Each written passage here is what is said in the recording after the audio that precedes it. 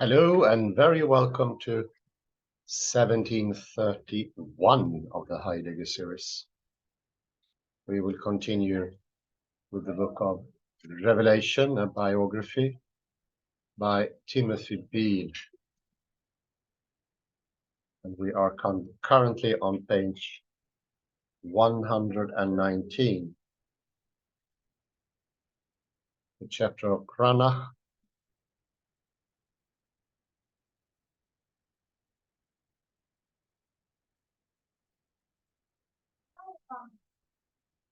And we discussed last time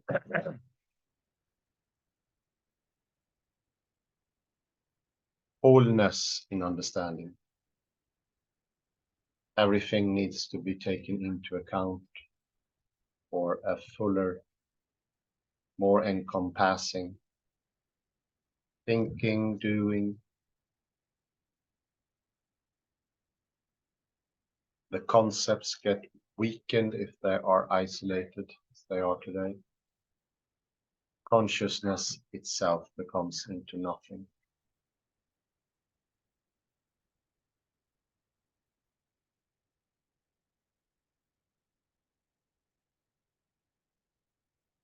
And we suggested something different from the codex suggested by Tim Beale, to use fractality or language game.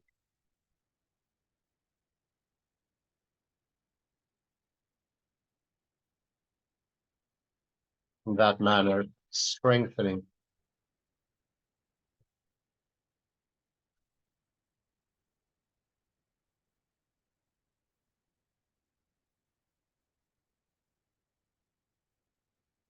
the possibility of getting everything in when we abandon the idea of there's being a germ or a spore of reality in the code.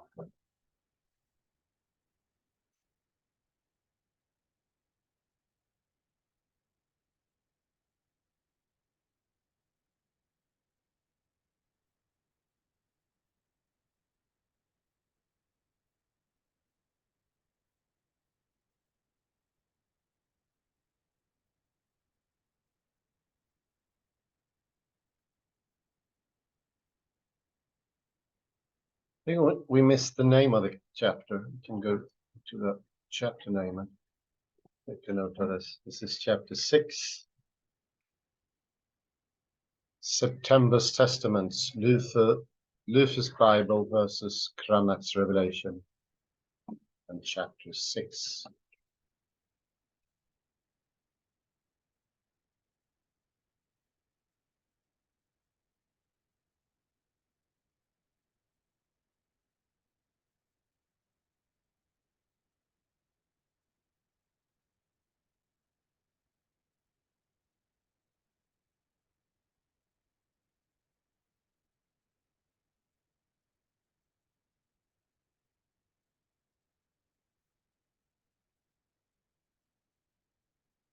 Continue, page 119.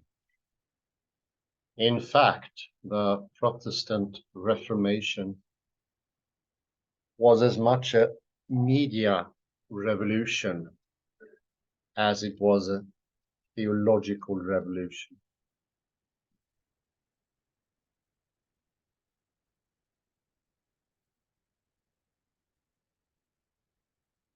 It was in many respects a biblical literacy movement aimed at making the Bible as readily available and accessible as possible in order to make real the idea of a priesthood of all believers.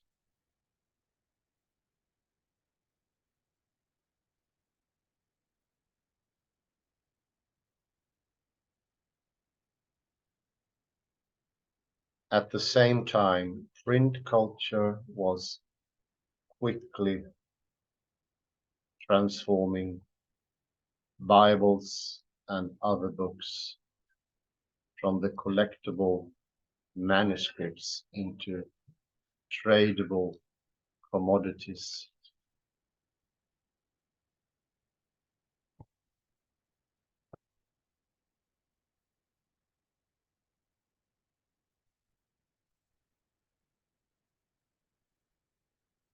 They were no longer held strictly within the domain of wealthy and powerful patrons who commissioned expensive hand copies of the whole Vulgate Bible, gospel books, psalmodists for the churches, monasteries, and the homes of the literate elites.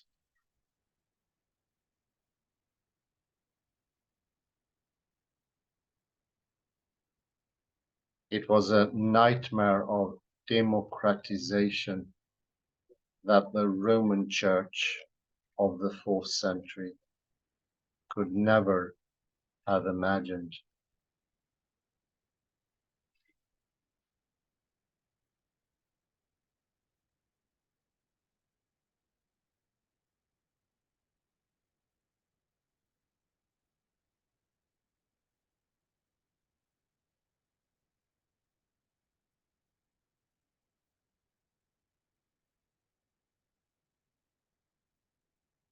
There are many far better books.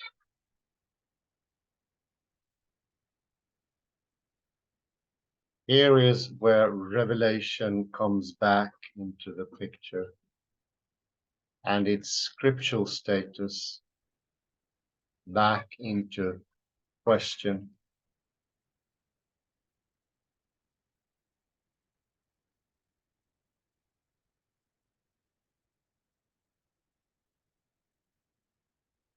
Its embrace by church authorities like Athanasius and theologians like Augustine in the 4th and 5th century had not fully guaranteed its continued inclusion as canonical within the new media revolution of the Protestant Reformation.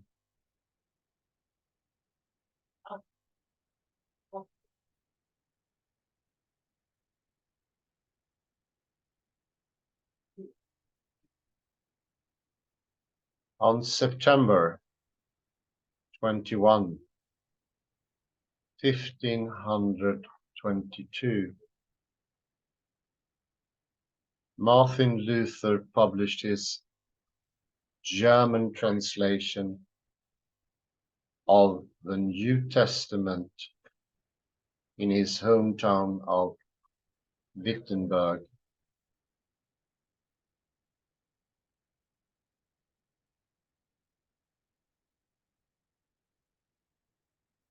Known as the September Testament, it was a landmark in the history of printing, the German language, and the Christian Bible.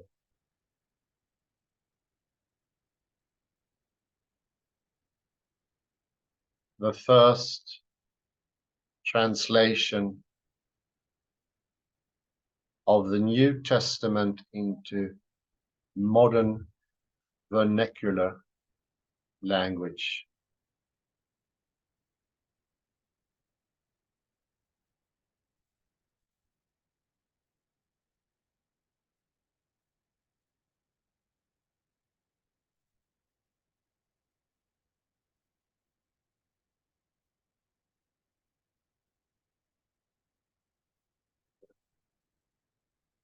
Luther's text used the Eastern and Central German dialects, which helped establish it as the standard for the High German to follow.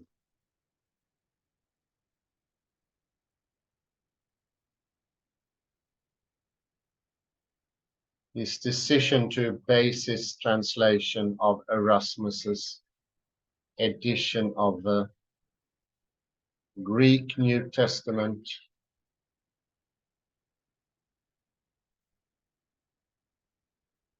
presented a not so subtle challenge to Roman Catholic tradition, which insisted on the Latin Vulgate as the only authoritative text.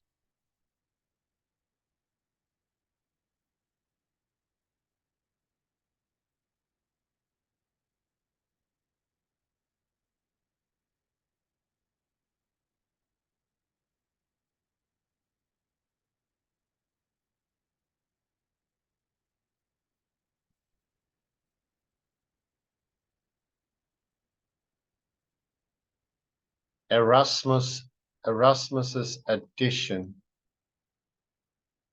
had 2 columns per page. The beautifully type design Greek printed on the inside column,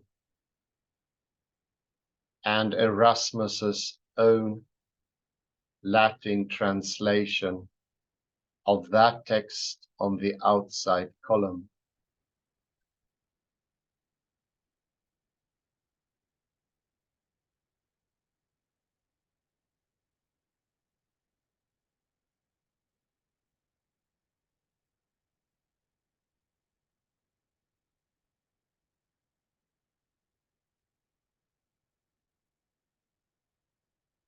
Given that this translation frequently diverged significantly from the Vulgate, this text was an implicit questioning of the reliability and authority of the Vulgate text.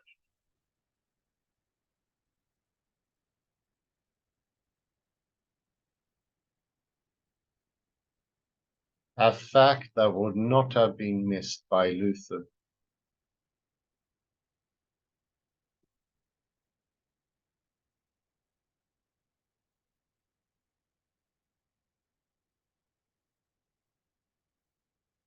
But Luther's challenge to the authority of the Roman Church went deeper still, reopening the question of which books should be included in the Christian canon of the emerging Reformation movement.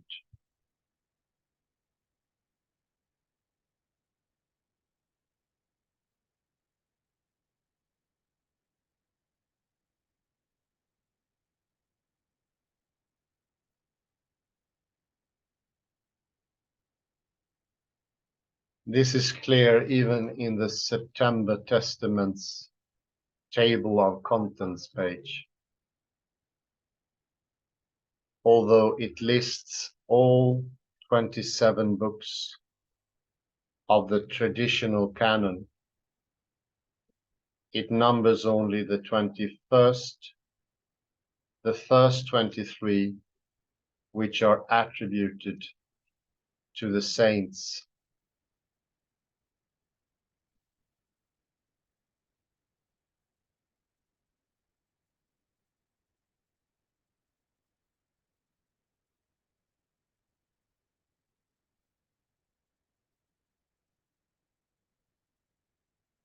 The last 4 books, the Epistle of the Hebrews, the Epistle of James, the Epistle of Jude,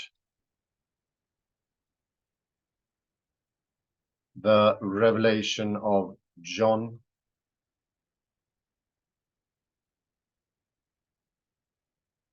are left unnumbered and set apart by extra spaces at the bottom of the page.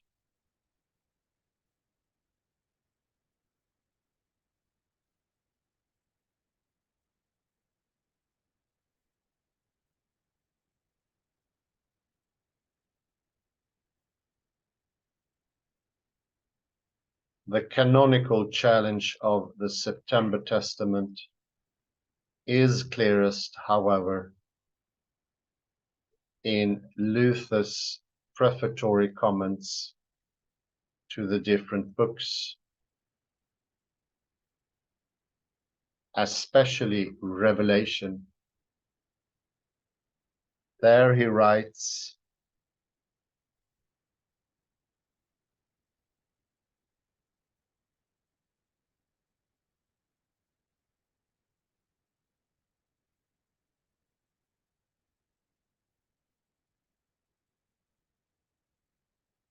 about this book of the Revelation of John, I leave everyone free to hold his own opinions. I would not have anyone bound to my opinion or judgment.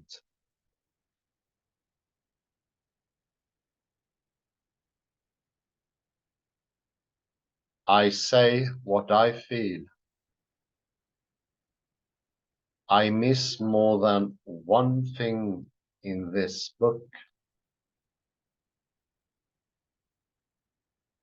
and it makes me consider it to be neither apostolic nor prophetic.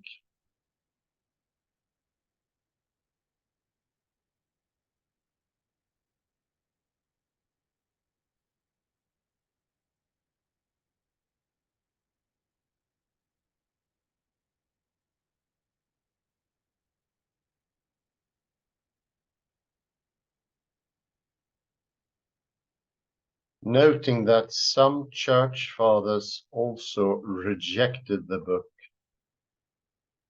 he writes that he sees no evidence of the Holy Spirit in it.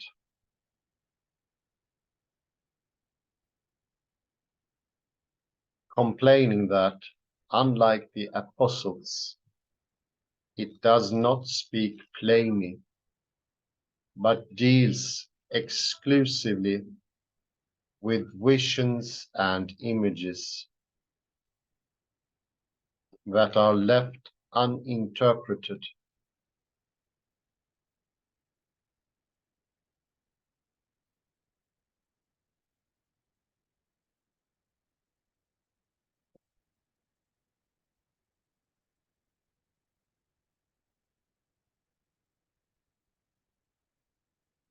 Referring to John's claims to authority in the last chapter of Revelation, Luther continues,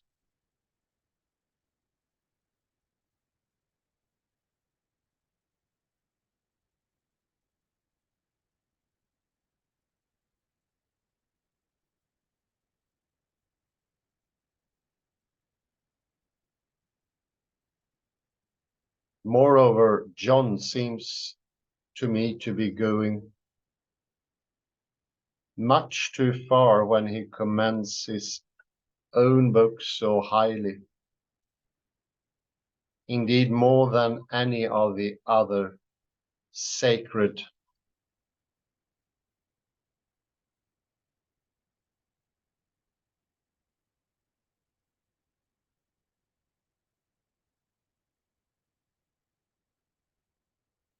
books do, though they are much more important.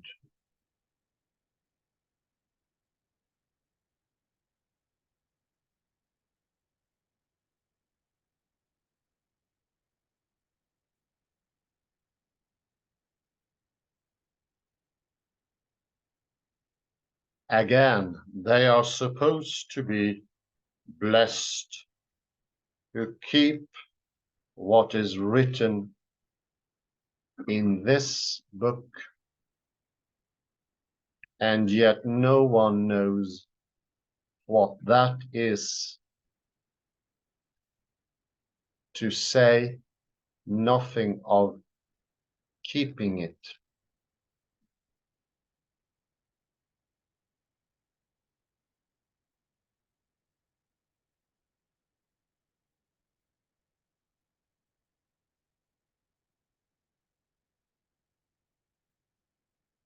This is just the same as we did not have the book at all.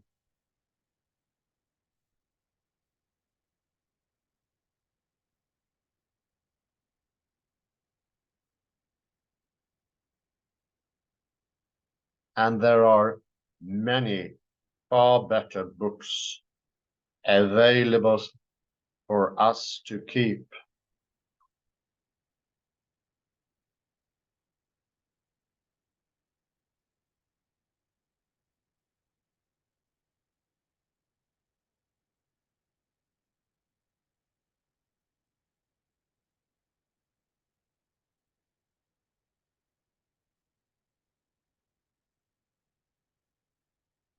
Go with your gut, Luther says. In so many words, I say what I feel, and so should you.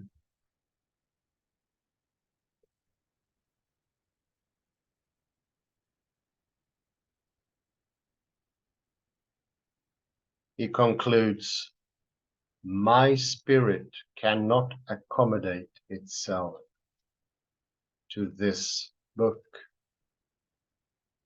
That, he writes, is the reason enough to leave it behind and stick to the books which present Christ to me clearly and purely.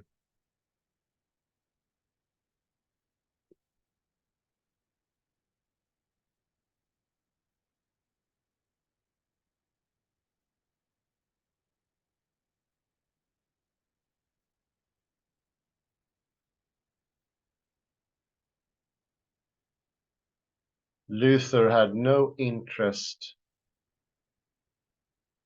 in drawing anyone's attention to the revelation.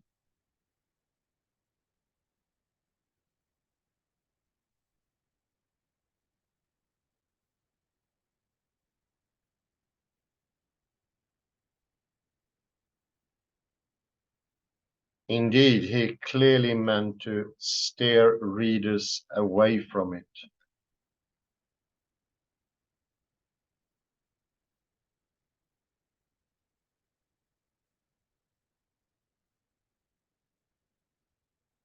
Yet quite the opposite happened, thanks to the inclusion of 21 stunning full-page woodcut illustrations of scenes from Revelation by his friend and colleague Lucas Cranach the Elder.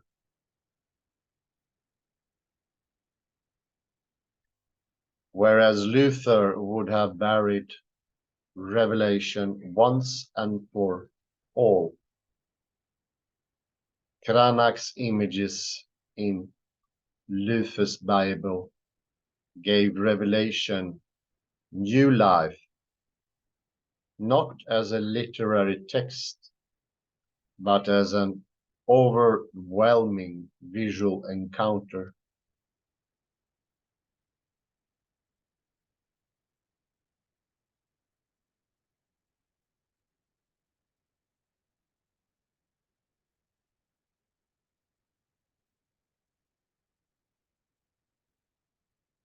Supernatural.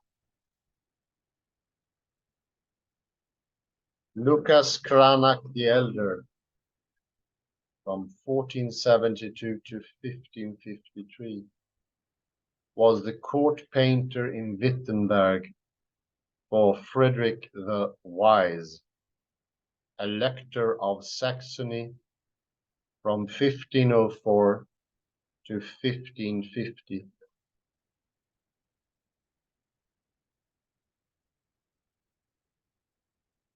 He was also a member of city council and a successful businessman running an apothecary, trading in paper, and owning a print shop, among other ventures.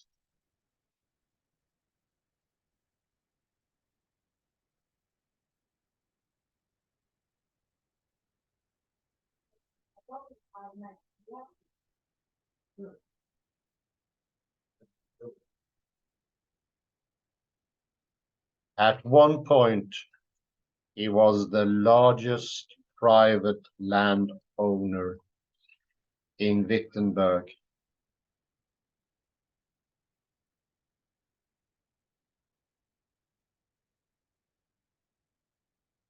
But Cranach is best known today for his long-time partnership with his close friend Martin Luther.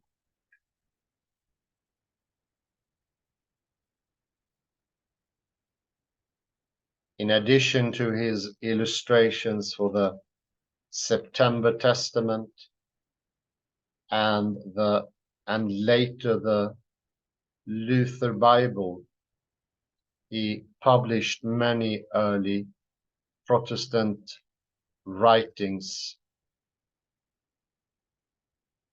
and painted the official marriage portrait of Martin and Katharina Luther, as well as of Martin's parents.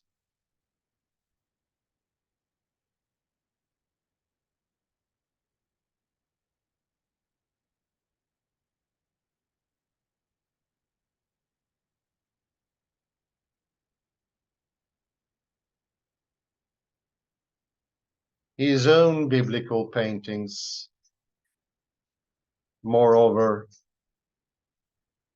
reflect Luther's strong theological influence, especially his insistence on justification by faith alone.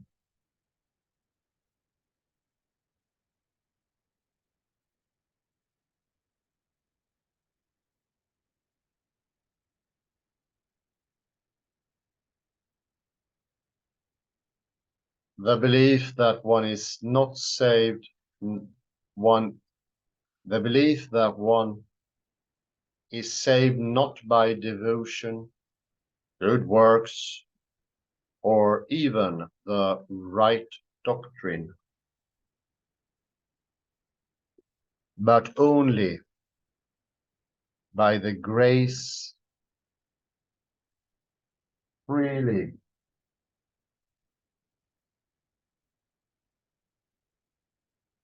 given by God through Christ.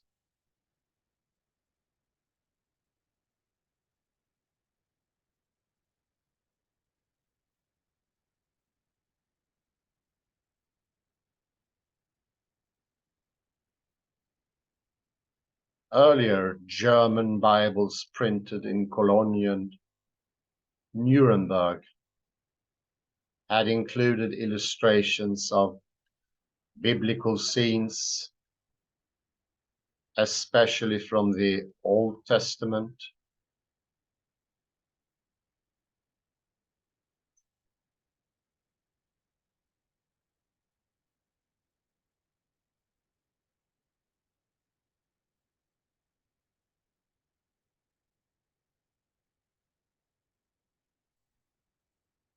Luther was initially opposed to including illustrations in Bibles because he worried it would distract readers and hearers from the written word.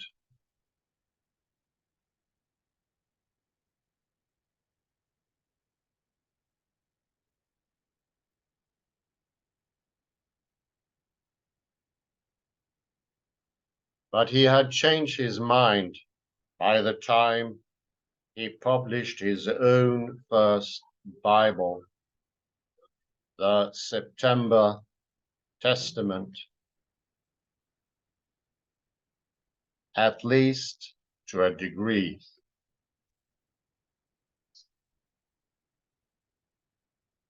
It has historiated initials,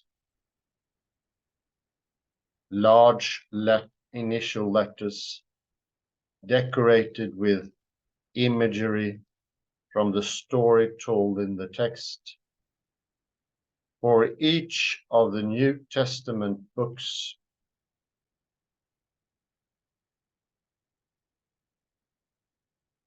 but it only includes actual illustrations of biblical scenes. For the first book he finds most repellent, Revelation,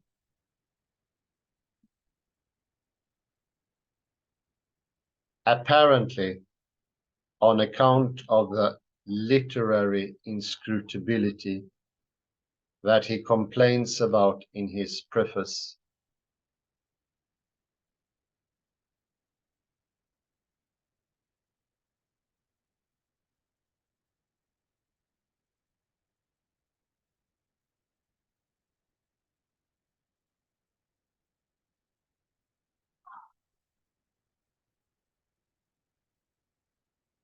Most of Cranach's illustrations were based on and adapted from Albrecht Dürer's 15 full-page woodcut illustrations in his print book edition of the Revelation.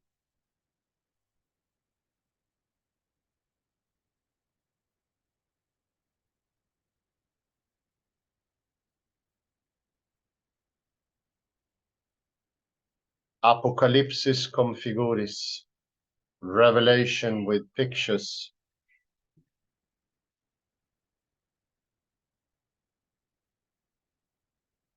first published in Nuremberg in 1498, 2 years before many believed the last judgment would commence.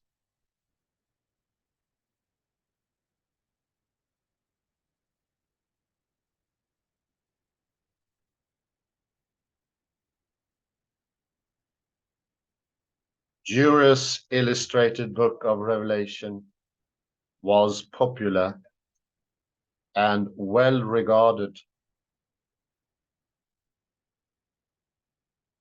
demonstrating the potential for producing richly complex and expressive artwork in the new medium of the print book.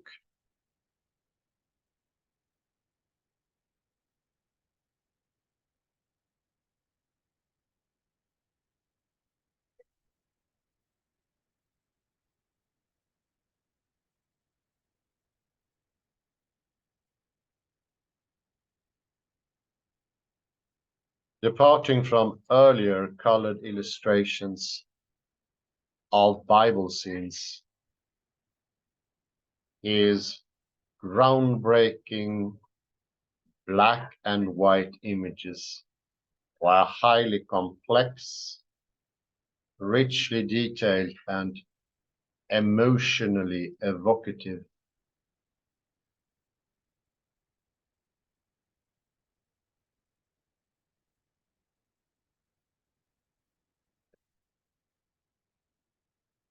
Much of their effect was the result of what art historian Erwin Panofsky describes as Dürer's paradoxical rendering of supernatural subjects in naturalistic ways.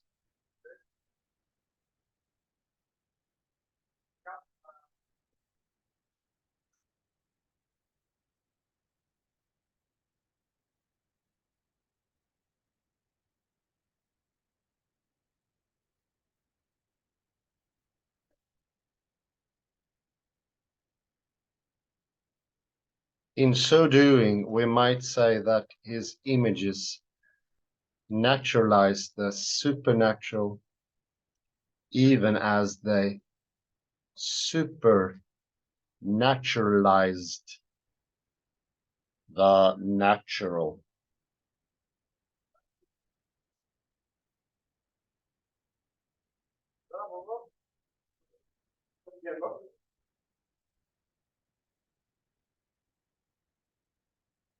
Such an effect both responds to and intensifies another dynamic we have seen running through the lives of Revelation.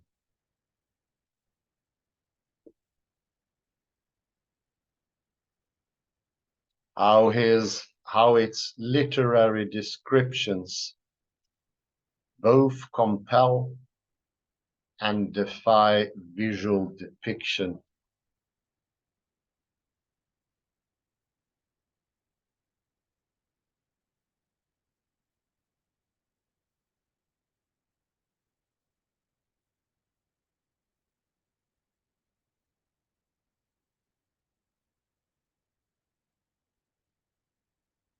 Of Cranach's 21 illustrations, nearly one per chapter,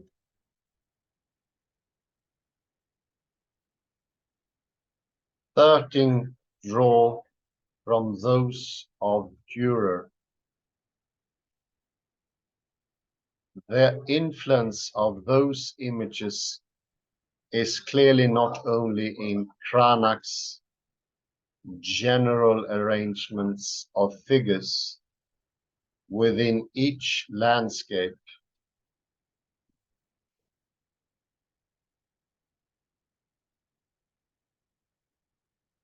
but also in the way disorienting energy is created through overcrowded scenes, through the prevalence of curving lines, whirling around and emanating from different divine, human, and monstrous characters.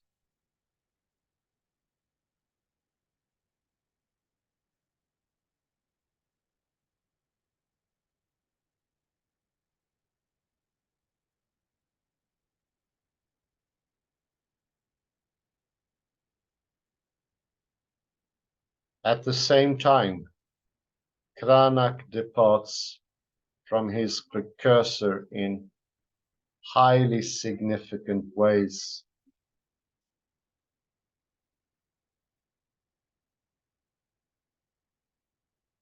Not only does he intentionally simplify the illustrations,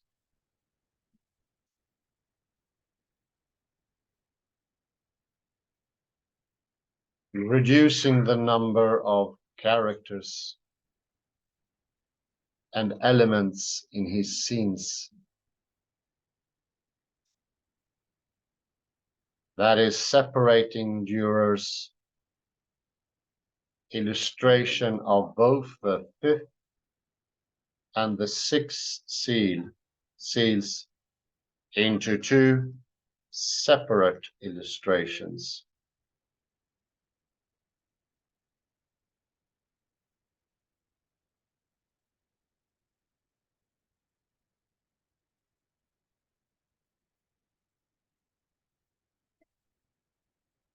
But he also alters particular details to conform more fully to the literal details of Luther's text.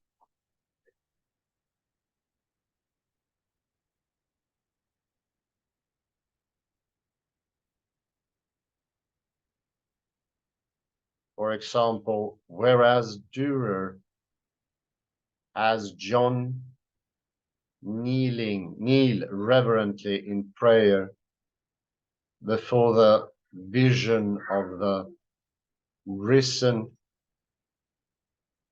Christ as one like the Son of Man.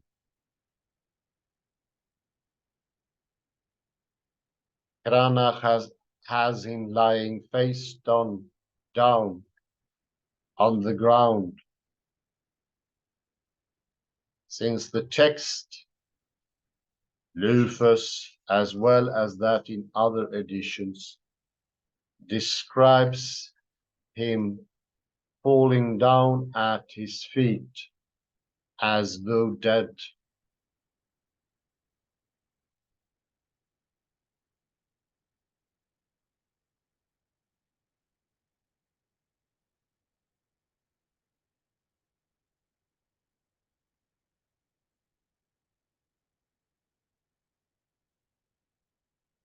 But what most powerfully distinguishes Cranach from Dürer in his depictions of revelation is his rendering of the supernatural.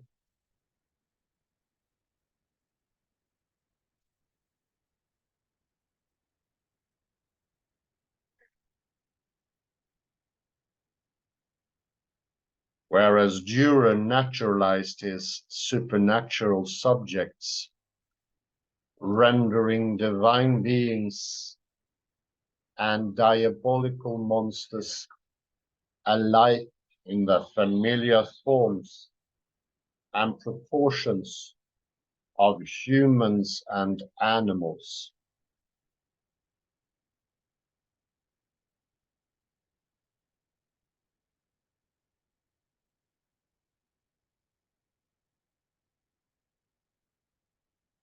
Cranach made them weird, rendering such figures, especially the diabolical ones, as supernaturally and unnaturally strange.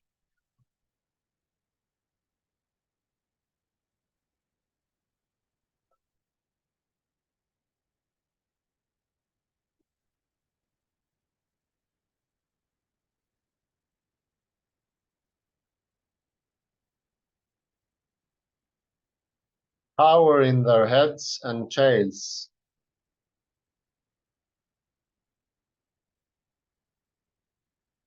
Consider, for example, Cranach's and Dürer's depictions of the release of the four angels of death from the Euphrates to lead a cavalry that will slaughter a third of all humankind.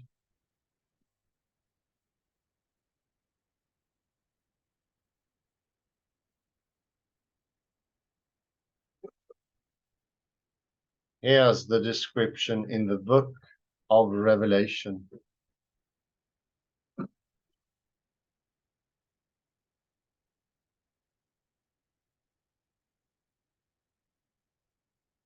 So the four angels were released, and who had been held ready for the hour, the day, the month, and the year, to kill a third of humankind.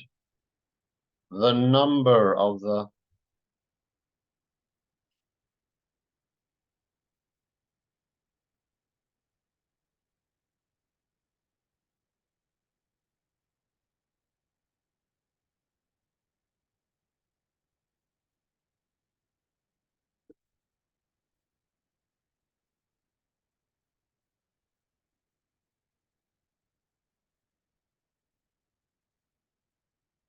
of troops of cavalry was 200 million.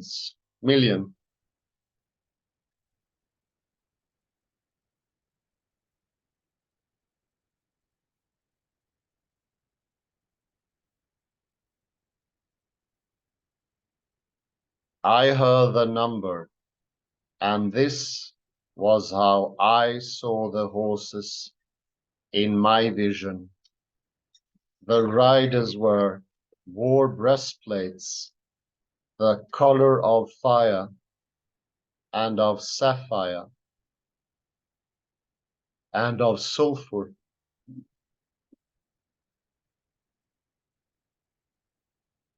and the heads of the horses were like lions' heads, and fire and smoke and sulphur came out of their mouths.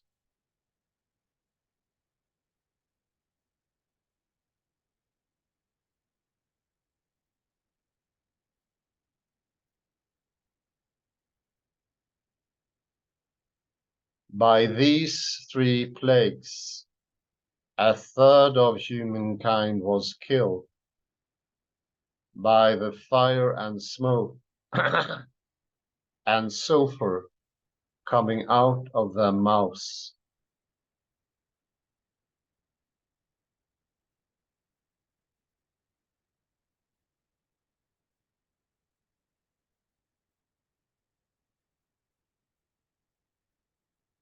For the power of the horses is in their mouths and in their tails. Their tails are like serpents, having heads, and with them they inflict harm.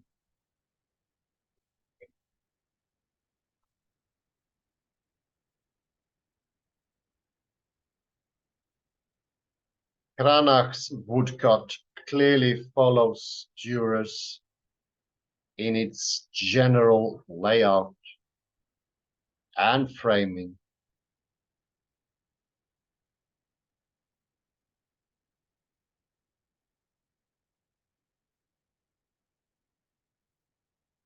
In both images, a bearded and robed god sits enthroned behind an altar in the heavens with rays emanating from his head. He is flanked by two angels, with the one on the right blowing the sixth trumpet to release the angel of death, and their cavalry.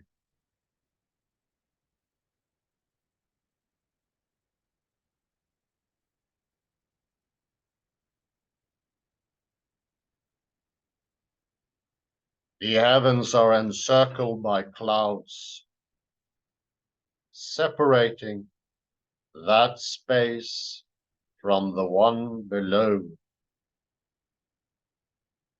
where masses of people are being slain by four-winged,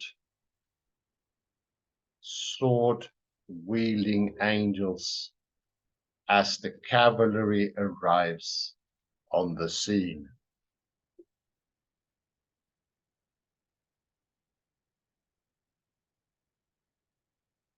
Also, in both images, the details of parallel curving and strange lines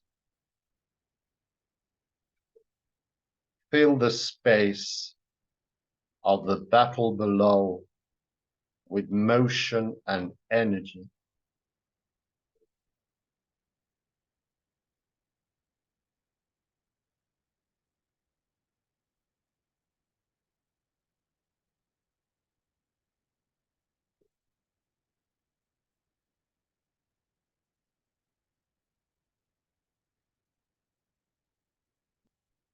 In contrast to the orderly, relatively static, cloud-encircled space of the heavens above, where the figures are arranged symmetrically.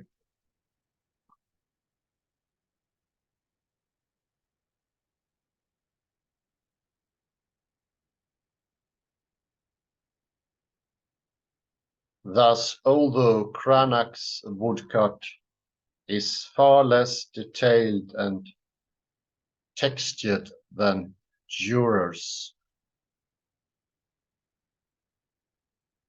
his basic layout and arrangement of the human characters and other objects is very similar.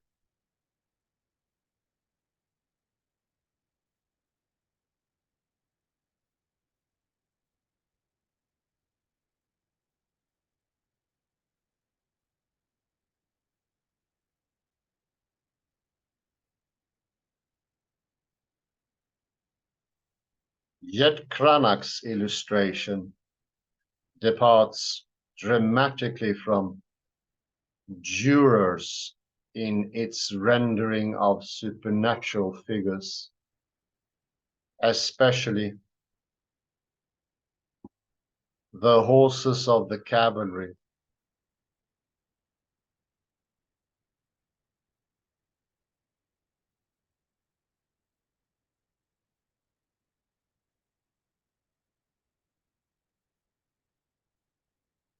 In Dürer's woodcut, the horses appear in the background, emerging from the clouds to join the angels in battle.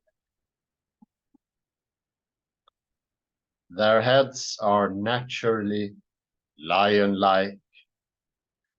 Their tails look more horse-like than serpent-like, and their sizes and proportions are natural and normal.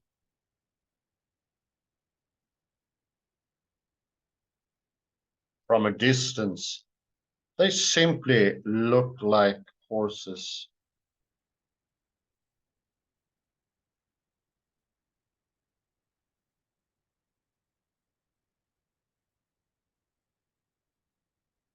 In Cranach's woodcut, by contrast, everything is weirdly, supernaturally chaotic.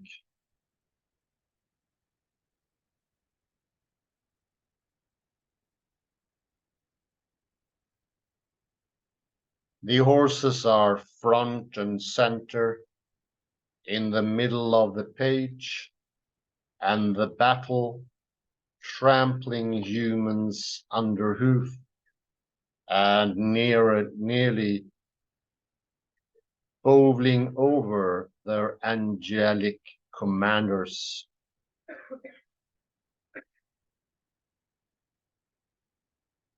Their heads are oddly shaped and slightly out of perspective, as though appearing in a funhouse mirror.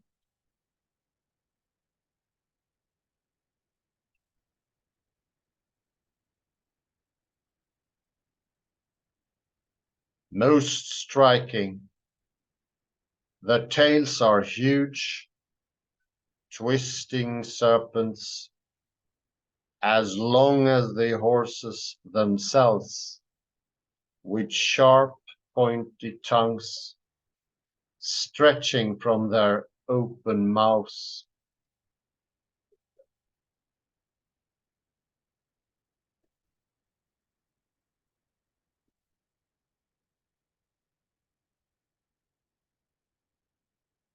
The horse-likeness of these figures is overwhelmed by their monstrously unhorse-like heads and tails.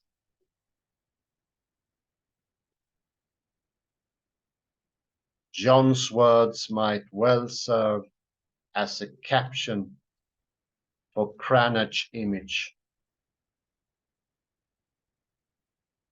The power of the horses is in their mouths and in their tails.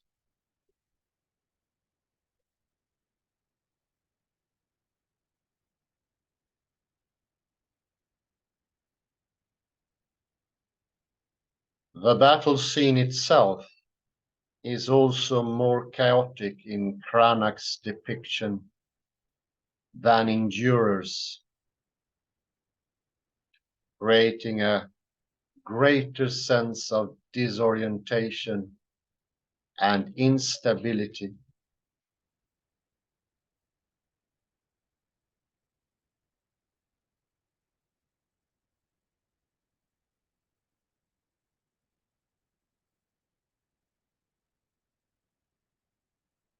The bodies of people and angels tilt and lean in all directions as the horses plow through.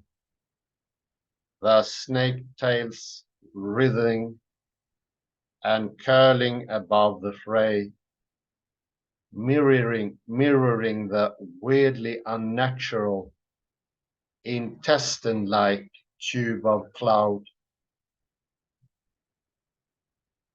that separates them from the heavens.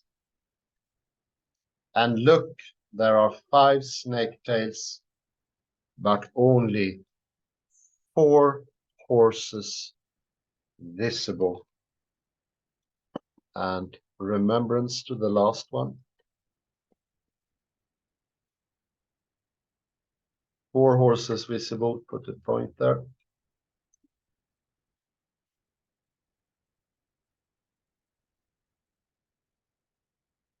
Number is 130.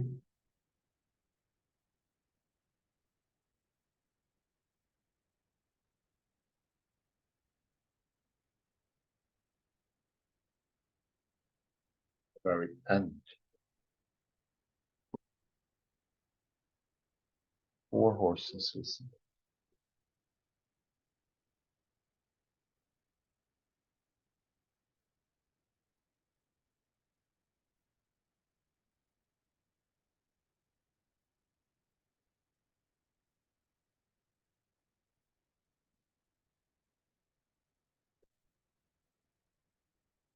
Pointed for tomorrow.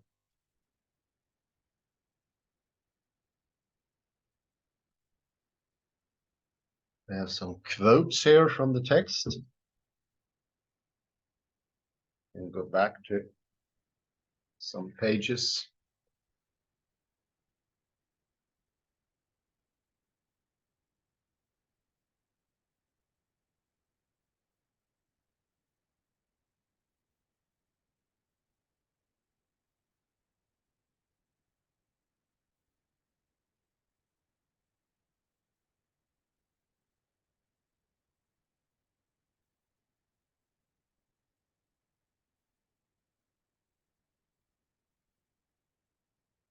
You can go to page 119.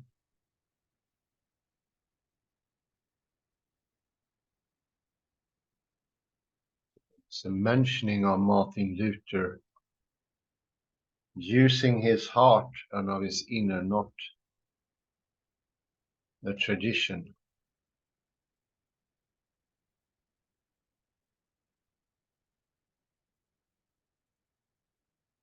We can go down there, see if we can find that site.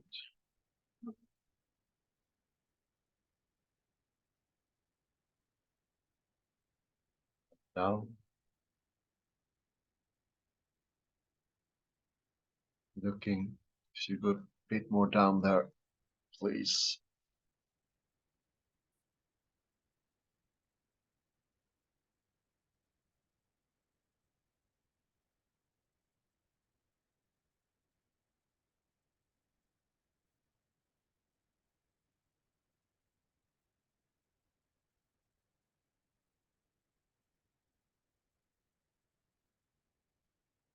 Yeah. For God,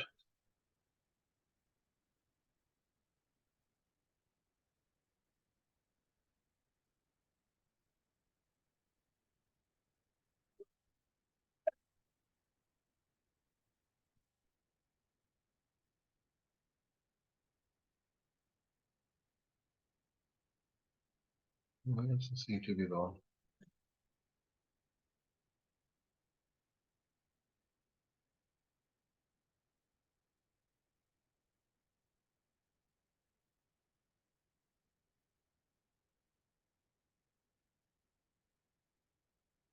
Well, it's the first mentioning here in the site that in his heart he feels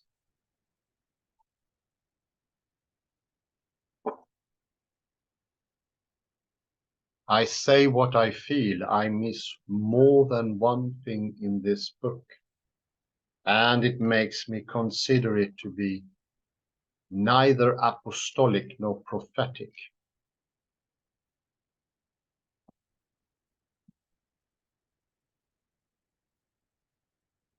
And he goes further and says, He writes that he sees no evidence of the Holy Spirit in it, complaining that, unlike the apostles, it does not speak plainly, but deals exclusively with visions and images that are left uninterpreted.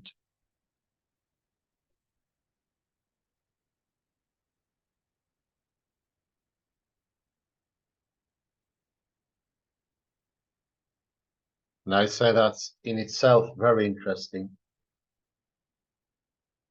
He is relying on himself rather than what's handed down, the original, so to speak, the apostolic succession, and Luther gives him carte blanche to change exactly how he prefers.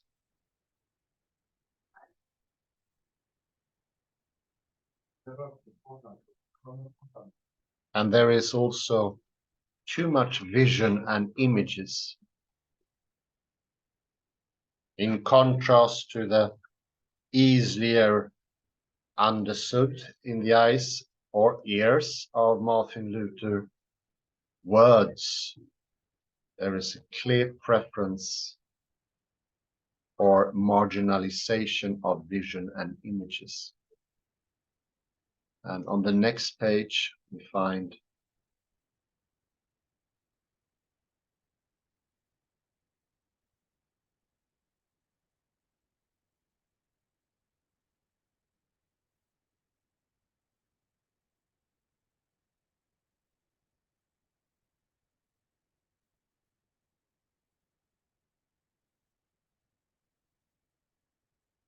and there comes, go with your gut, Luther says,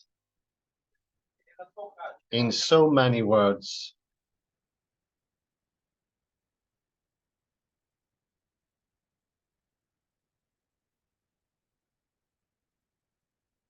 I say what I feel, and so should you. He concludes, my spirit cannot accommodate itself to this book.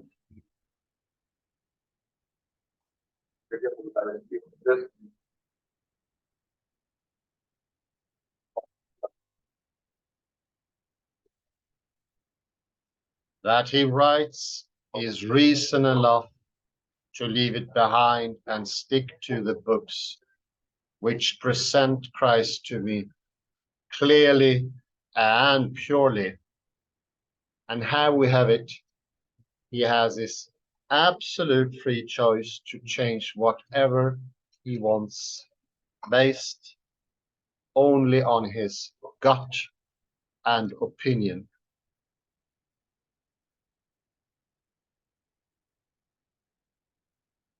When I say this take is new, we are now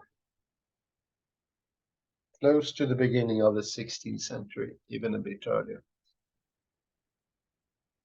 So we see this change that man is made center, or the I, and it would be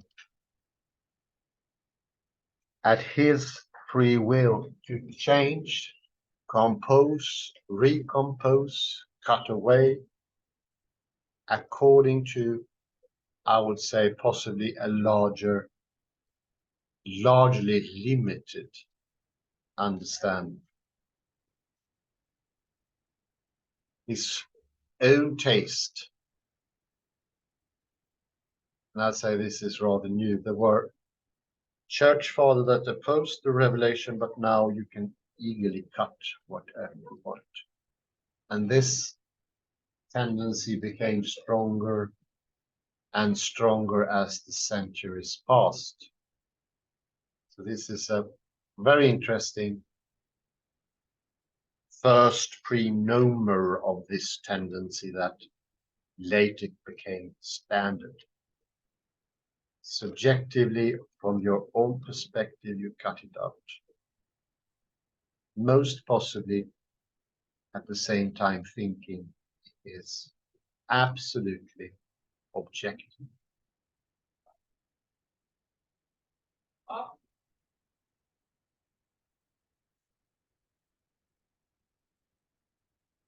It's an interesting other thing here that is also a reminder of modern day thinking, supernatural,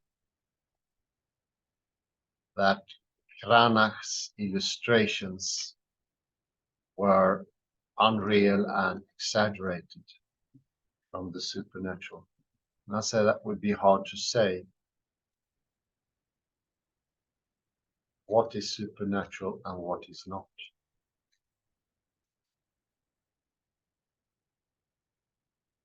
Later on, it's mentioning that Dürer's horses look more normal.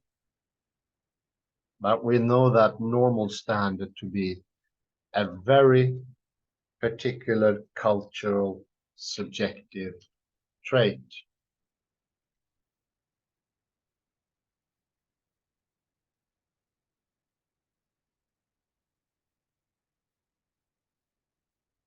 The two takeaways here, and I think the most important is the new tendency to change what you like. Of course, at the very same time thinking that you are doing something objective, which is the true will or intention of God.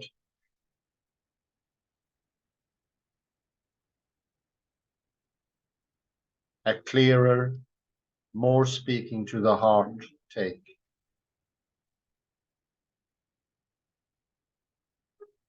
My dear colleague Kalle, let's hear it from you.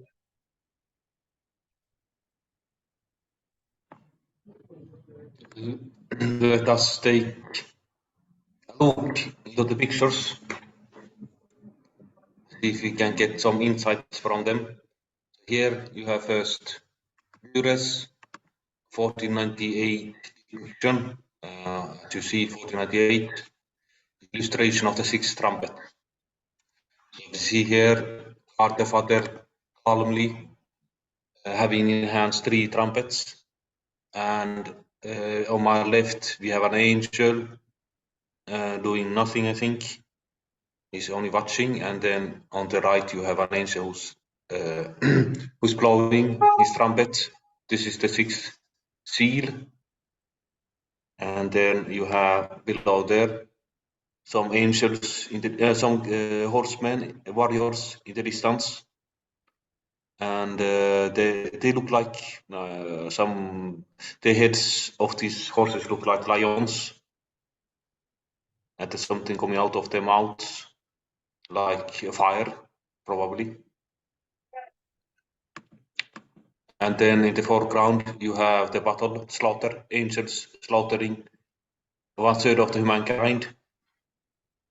And here you see somebody even wearing perhaps a mitra. There's some sort of crown or meter, yeah, definitely. Let me see. Could be. This is of course pre-Reformation, 1498. Some don't know. This is at least a crown. It could illustrate the clergy, and this could represent the kings of the earth. And so yeah, the horse seems. So there is already implied some criticism of clergy, pre-Reformation. Yeah. But you have this pre-Reformation critique of clergy already in Boccaccio in the Middle Ages, and in Dante, even in Dante. So it was not really new criticism of the clergy, but it's a little bit so to say strange or stunning to see an angel slaughtering a member of the clergy. Yes, perhaps even a pope. We need to remember that Luther started a whole new religion. So it made a change. And here you have Dürer's famous initials AD. And let's go to Cranach from 1522. Let's check the date. Yes, Luther's Testament 1522. Let's begin from God the Father. Here he's alone. He looks like Aaron, the high priest. He doesn't have anything in his hands. So God is here like like Aaron, Moses, a mix of Aaron and Moses, I would say. Because you have the high priest Aaron had a plate on his chest. This slightly recalls of Aaron, but this could be also Moses on the mountain. So it's a godfather like Moses and Aaron. And here you have the angel also here empty-handed, I think. And here you have a trumpet, angel with the trumpet blowing the sixth seal. And It's here you also have the quality yes. goes down with Krana. It is not as exquisite, the cut. Yes. It's cruder. It's less elegant. Yes, you're right. You're right. Let's compare with the things here below. I think these are the most important. I think the most dramatic. So to say, you have these horses with heads of lions. You see lions here. They are clear. And as Timothy Beale observes, you should have 5 horses. One, I don't know, 1, 2, 3. Oh, in theory, there should be 5 horses. Okay, because you have 5. But I have those serpent tails I was mentioning. So they, according to Beale, they look more unnatural.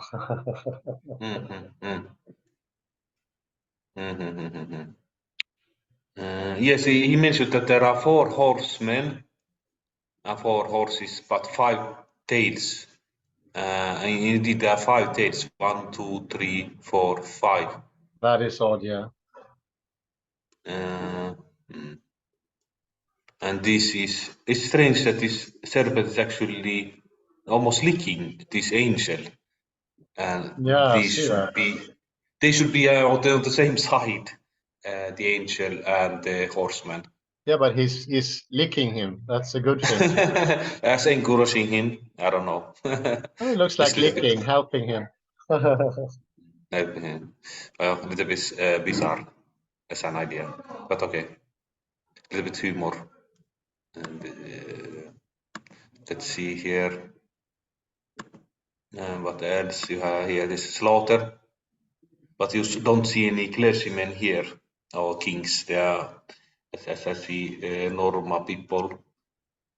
Woman here, 1 man, 2 second man here, and he's slaughtering this man. The slaughter itself, there is nothing remarkable with it, I think. Wow. Should we tell it a give it a Yes, let's perhaps leave it there with the last. Yes, this is actually better, as you mentioned. They are it's a more huge exquisite. difference. Huge difference. There's Yes, more yes. tonalities, more shadows, it's clearer, it's more beautiful. Absolutely, absolutely. And that is the message. The quality is the message, I'd say. Well, I say thank you, Kalle Lundblad, for participating, and thank you very much you for listening in. And I now end 1731. Thank you very much. Thank you.